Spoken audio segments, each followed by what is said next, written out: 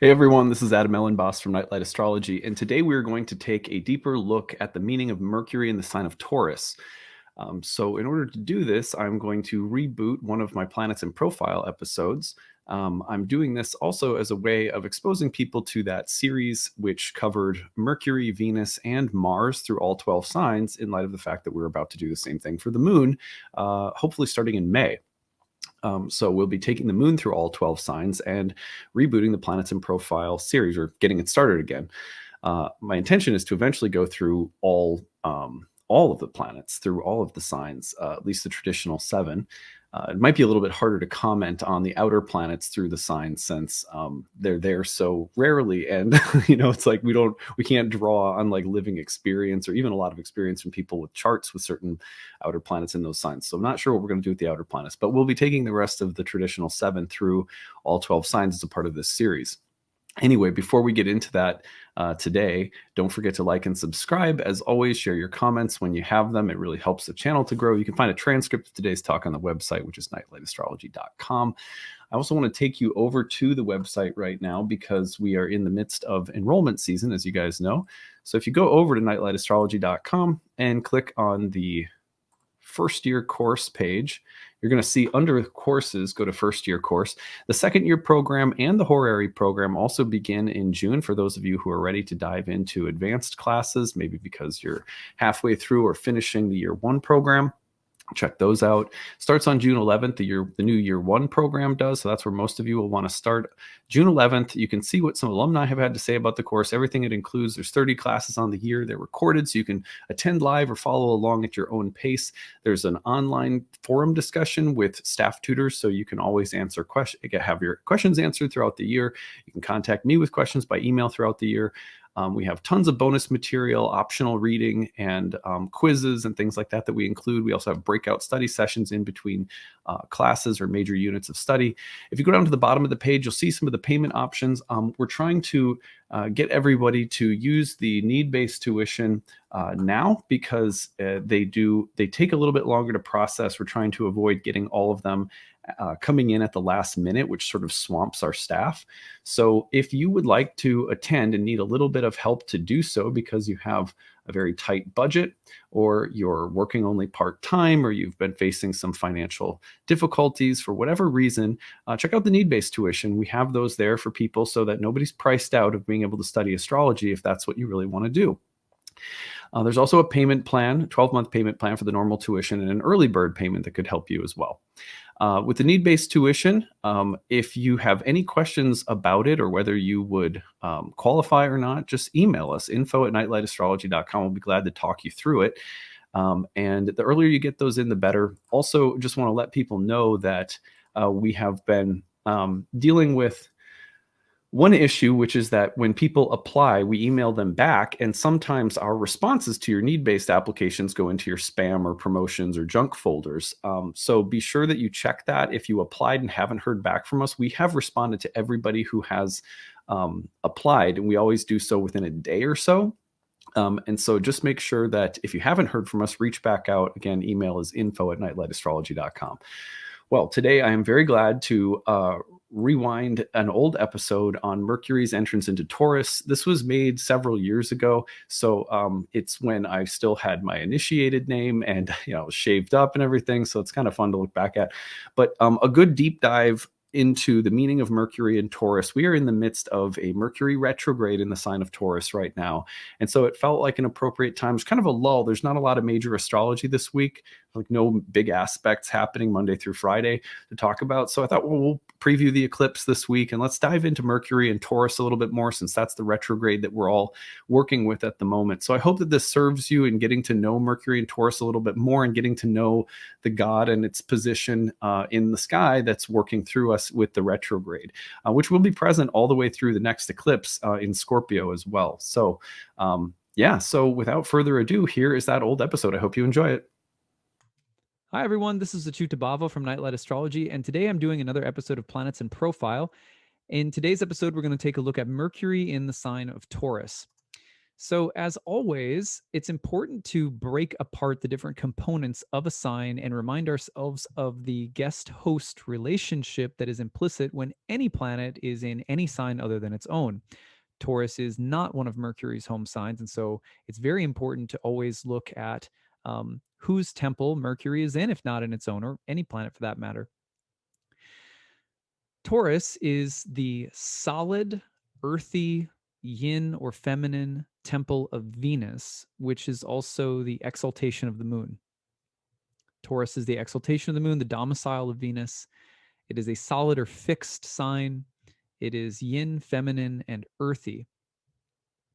When Mercury is in this sign, Mercury's normal characteristics, communication, adaptability and flexibility, fluidity and change, the tendency to take things apart, to analyze, its association with the mind, with busy marketplaces, highways, and travel, its association with things like thieves and messengers, as well as people who are skeptics or who might like to debate, craftsmen, people who have technical skills, who are into information or technology, rules communication and speech to a certain extent. So, all of that mercurial stuff becomes earthy, yin, feminine, solid, Venusian, and lunar when it's in Taurus. You get a little blend of all of that. So you need to pay attention to Venus's placement in the chart or the moon's placement when you are looking at Mercury in the sign of Taurus. This is the sign of the bull. It's a fertile spring sign. It has a very stabilizing effect. It's a very sensual sign. It can be very controlled and very stubborn. It can have, not everyone understands this about Taurus because we get lost in the apple pie and sort of Venusian goddess side of Taurus. But also, there is a very, what do I want to call it? There's a kind of romantic conservative quality. Let me try to explain. So, romance doesn't only belong to, one type of image. Like the goddess has, as the goddess rules romance. So the goddess represents romance in a wide variety of different ways. So you can have the goddess representing a romantic image of a candlelit dinner. It's very sensual and it's very sweet. And you can have Mercury and Taurus representing sweetly spoken words or singers. You can have people who have that mercurial craftsman ability in ways that are very artistic. And that's kind of quintessential goddess stuff. And we're going to talk about that. I've got a bunch of examples of people with Mercury in their Taurus that fit that bill. But on the other hand, you have the kind of cowboy motif with Taurus. Not a lot of people understand this, but that fixed earthiness of Taurus and the attractiveness is like, I don't know if you guys ever saw any of the old Clint Eastwood movies. He's someone who has Mercury and Taurus. I'll mention him in a minute, but he's a great example. That sense of like red, white, and blue, the Dixie Chicks, NASCAR and football on Sundays, church, American Pie, that kind of sweet, simple country folk quality. And I'm not trying to, obviously I grew up in a town in northern Minnesota where I was actually a big part of what my growing up was like. People, riding in the backs of pickup trucks to football games on Friday nights, right? Like there's that. But that kind of rural, mid America, like apple pie from your grandma after church service, whatever. That's very Taurus as well. And Taurus can also be associated with power and like something that's really fecund and virile, like a bull. So that kind of steady and also methodical, controlled. But generally, with Taurus, you won't get the Capricornian quality of hardness and sternness. You're going to get a sense of that same solidness of earth, but with a more pleasing, harmonious vibe. But don't be fooled because it can still be just as determined, potentially objectifying of things and people in order to get what it wants. It can be kind of possessive and stubborn. So there's a lot of those traits that'll come through in the ways people think or speak. or relate, or the way that Mercury expresses itself in Taurus. At any rate, um, let me give you some examples now to fill things in a little bit. Here are some famous people, and I'll just illustrate elements of their character and what made them, um, what how Mercury at Taurus is exemplified in their life. So you have people who have very pleasing. They're able to appeal to a lot of different people, and can usually consolidate almost like a middle ground, like a you can pull people in from the extremes on the left and the right in politics, for example. Even if you're more conservative or more liberal, for example, both JFK and George W. Bush, or the the second Bush, have Mercury and Taurus. They were able to pull in sympathies from moderates, even though people would say that they were more extremely on the right or the left. In other words, that they were true to, like, JFK is obviously more of a liberal, and Bush is obviously more of a conservative in a sort of very basic binary sense. But they had a strong base of support because they pulled in a lot of people from the middle. There was something about them that felt very sweet, very simple, very appealing, to this kind of this image that Mercury and Taurus can project, which is someone who has kind of a simple, sweet, trustworthy, stable, reliable voice.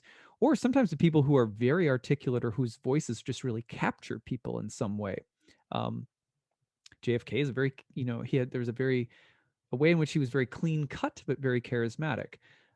Same thing with George Bush. I mean, I remember I was in college when he was elected for the first time, when he ran against Gore.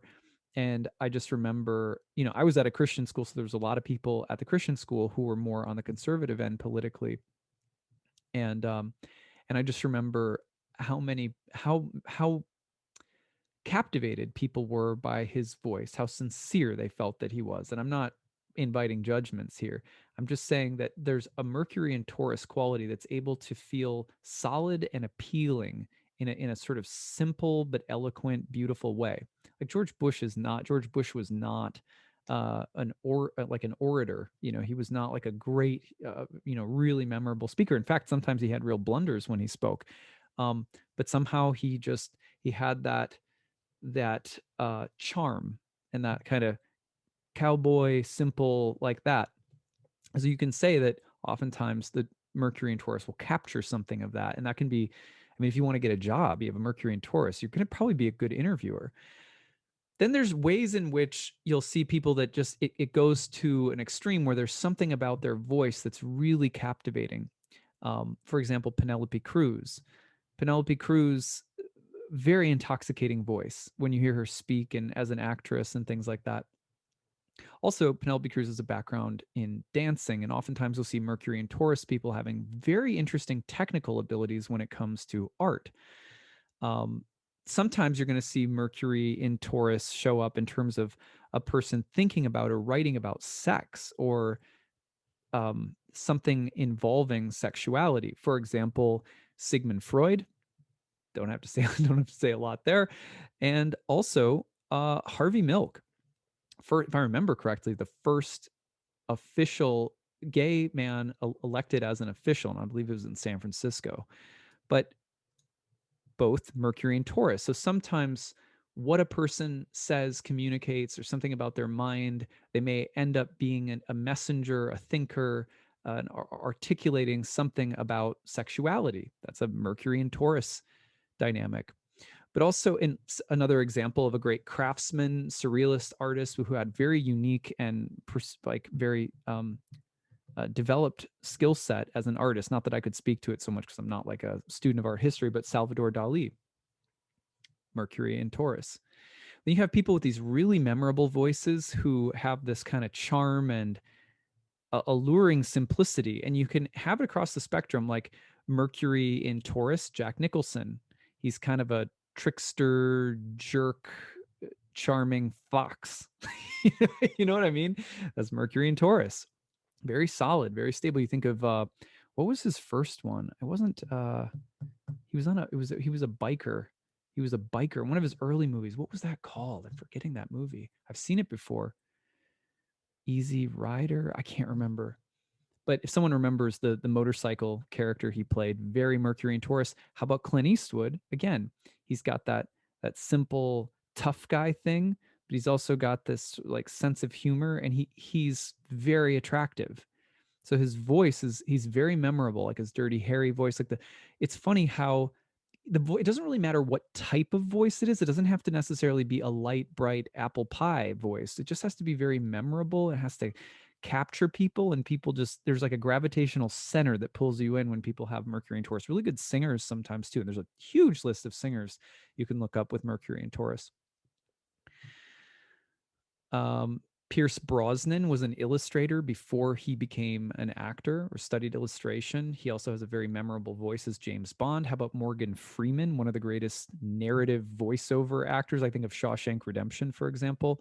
And then you have people who play that like talk show host. I make you feel comfortable. I get you to talk. I open you up. Conan O'Brien, John Oliver, Jay Leno. Who else? I know there was someone else on my list.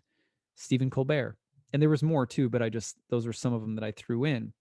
You have really talented singers. I'll just mention a few, and musicians like Miles Davis or Ella Fitzgerald. You have Dean Martin is another one. You have really great writers, especially like here's a great one, sort of a nature earthy writer who also brings forth his sexuality into his writing very famously. Walt Whitman, who was a gay poet during the Civil War, right around the time of the Civil War. I think he was a nurse in the Civil War. Seth Rogen and George Carlin, you have that really lovable, entertaining. Like it's so funny how George Carlin and Seth Rogen can get away with things that are so crude because there's something about them that's so genuinely likable. That's another Mercury and Taurus trait that I find really interesting. You have to be careful about that too, because there's actually a bunch of there's several cult leaders that have Mercury and Taurus that I didn't include because I thought, well, it might be a little dark, but anyway. Richard Wagner, I hope I'm saying his name correctly, famous composer. You also have people who build these industries around art, like they like George Lucas and Frank Oz, for example, who of course worked together on Star Wars. Frank Oz, memorably, of course, was the voice of Yoda. But they build this like technological art empire, Lucas Arts, Lucasfilms, something like that. Lucas Ranch. I don't know. Star Wars Ranch. Isn't there something like that? It's like Disney World for Star Wars. Orson Welles, another like, just radio writing, film. You also have people who are particularly interested in the environment and ecology, like Jacques Cousteau. That's an interesting one. There were several others like that. I've tried to trim my list down. People with really memorable that kind of the potency of the bull, but not necessarily light and bright and Venusy, even though it is artistic, but like Vincent Price or Trent Reznor, Mercury and Taurus. So you can't make the mistake of thinking that a Mercury and Taurus person, like the artistic, the messenger meets the goddess, will be there, but sometimes it can be quite dark. Like the bull is like a heavy, powerful animal. And sometimes that power, when it's placed with other things in the chart, if there's placements in Scorpio or Capricorn, or sometimes like even like some Aries energy, it'll mix in and there'll be like a kind of like a deeper bass note that's there as well, like a darker mood that can get itself there. Another like there Luther Vandross in terms of like a really famous voice. Mr. T. I loved that Mr. T, because is there anything more memorable than his solid, like bullish boxer, like I pity the fool. Like it's so simple. And I don't even think he said a lot in his, I don't remember the A Team or whatever it was called. I was like pretty young when it was sort of at its peak. I remember watching it with one of my mom's uncles. I guess it would have been one of my great uncles. And he was just like, but of course everyone loved him. Think about how everyone had t-shirts, and so there it is. Like there's going to be this even if it's really fairly simple. Like, did Clint Eastwood even say that much in a lot of his movies? No, but there's this kind of simple, attractive potency. Like it's kind of like the cowboy thing, or the tough, simple, attractive thing. So these are just a few to give you a feeling for it. But I would love to hear from all of you. You who were born with Mercury in Taurus, or maybe you have a spouse or a daughter or something like that who is born with Mercury in Taurus. What do you think about this placement? Leave your stories. I'd love to hear them. I would love to hear the way that you see that Mercury Venus dynamic working.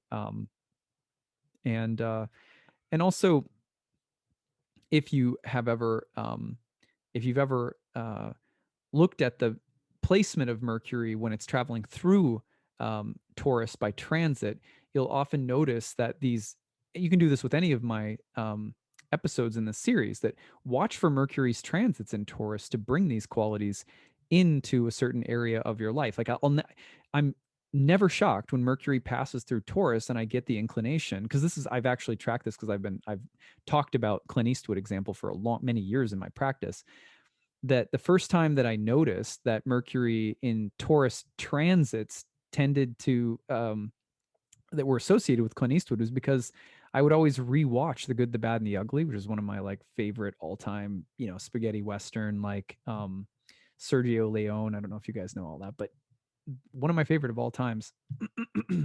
So I would watch it, and when I was watching it, I was like, there's got to be some pattern to when I want to watch Clint Eastwood movies.